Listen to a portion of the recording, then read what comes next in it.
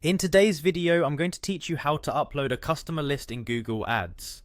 This process is vital for targeting your marketing efforts and ensuring that your advertisements reach the right audience. Let's dive into these easy steps to get your customer list uploaded efficiently.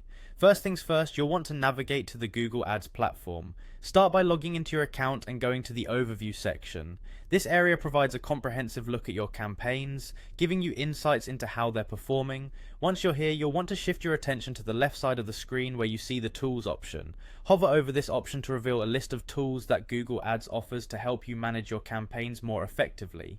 Next, you'll need to click on the Shared Library. The Shared Library is an essential feature within Google Ads that allows you to centralize your campaign resources and streamline your ad management.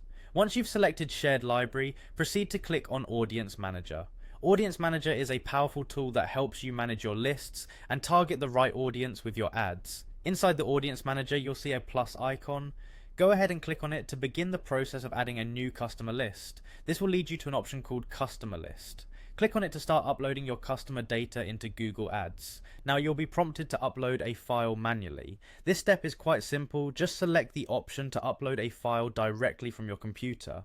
Once you've selected your file, go ahead and click Continue to move forward. At this point, you'll need to name your segment. Naming your segment helps you easily identify it among your other lists in the future.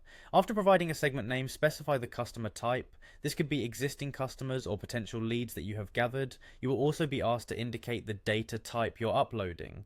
Google Ads accepts various data types, including user IDs and mobile device IDs. Specify which type applies to your customer list. Once you've set up the parameters for your data, it's time to upload the actual data. Click on Drop File here or Browse to choose your data file from your device.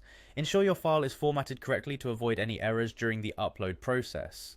Finally, after your file is successfully uploaded, don't forget to click Save and Continue to finalize the process.